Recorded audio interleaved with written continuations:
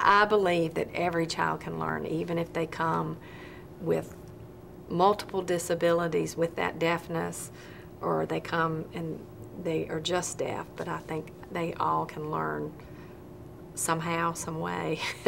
So we work hard to try to make that happen.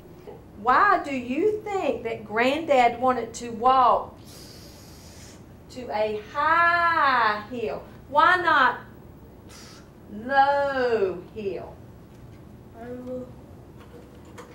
Because the high hill, we can stand and see everything below. If it's a low hill, you won't be able to see because of the trees and everything. So, my favorite, it's best. Mole says my favorite. Woo! We go up and walk. Good. The beautiful trees. We walk for a long time. Very good. I wish that all teachers knew that deaf students are very capable, and just to hold them to the same expectations they would any child. Okay, and how about over here? Who wants to share?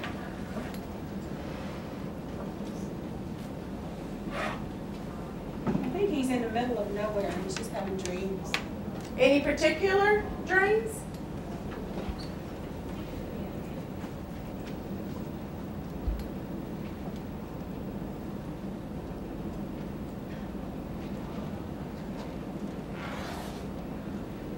Maybe he's in like a boat or something and he gets shot out of it into a tree. Okay. He wakes up and he sees where he is. He looks around. All right, He let's. doesn't know where he is. Okay, let's see. Treat them just like any other child. If they're not paying attention or not doing what they're supposed to do, you know, the teacher needs to treat them just like everybody else. Sometimes I think people think, oh, it's the poor deaf child, and they tend to give them a lot more room when it comes to discipline and stuff a lot of times. And also academically, most of the children, not all, but a lot of the children here have pretty good language and are doing very well in the classroom. And just, you know, try to remember to treat them the same you would any other child as far as what you expect from them as academically, homework, reading, their math, anything else with other classes. The most important thing is to have high expectations for the deaf student. Although deaf students are extremely individual in terms of the previous background that they've had, whether or not they've had any type of early intervention, does the child come from a home in which the parents know signing if they've selected signing for the child?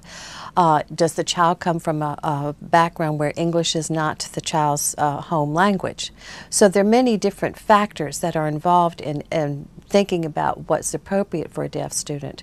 The family, of course, is the biggest determiner of that in terms of mode of communication and family support.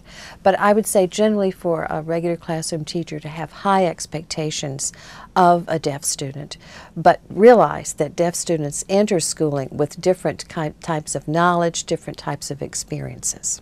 I think the regular classroom teacher, in order to educate the deaf student, really needs to know about that student, just like she would the hearing students in the classroom. Get to know the background about the student, because that plays an important role when the child comes in day after day. I also think it's important for them to learn about deaf culture and what that brings with the child, as well as deafness itself.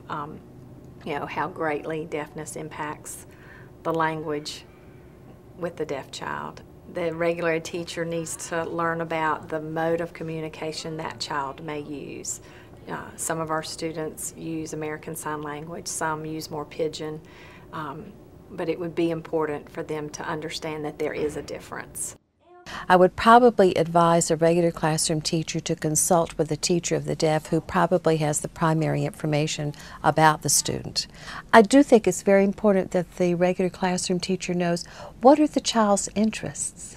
Is the child interested in sports? What type of activities does the family do? Because that way you could make some real life connections and lessons to what the child is interested in, and therefore the information, the heavy academic information, is going to be more accessible to them and more relatable to them.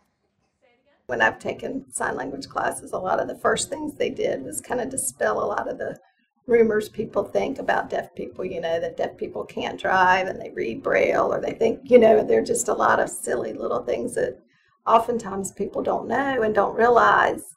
I had one regular ed teacher who did share that,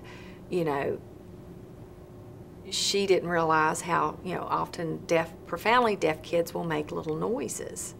And, I was like, well, that's good to know, because then, if we do have a teacher who's never had a deaf child, it's good to let them know, well, they might make these little noises because, they're not totally silent.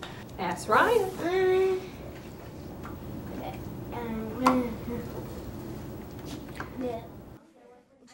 We do a lot of teaching the pragmatics of language, and, what's appropriate to say and what's not appropriate, and responses you give to people for questions they might ask. And so we do lots of role playing and try to work on the social skills, because they have to be taught.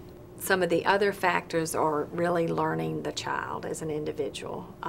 Some of our children need just a little bit, some of our children have greater needs, and that, the regular ed teacher knows what those are and is sensitive to that. And some of it, we learn by doing. In some of the grades, they may play a variety of games to learn, concepts like Jeopardy and things like that. So we've learned that, in order for the deaf student to be successful and to participate, you've got to give the lag time, because the interpreter has to, sign some things. And so we change how you might play the game, or the teacher might have to count to 3 before anybody can push the buzzer. So I find the willingness of a teacher to make those changes and to accommodate that, I have a child that has special needs in the classroom. That is just a great thing.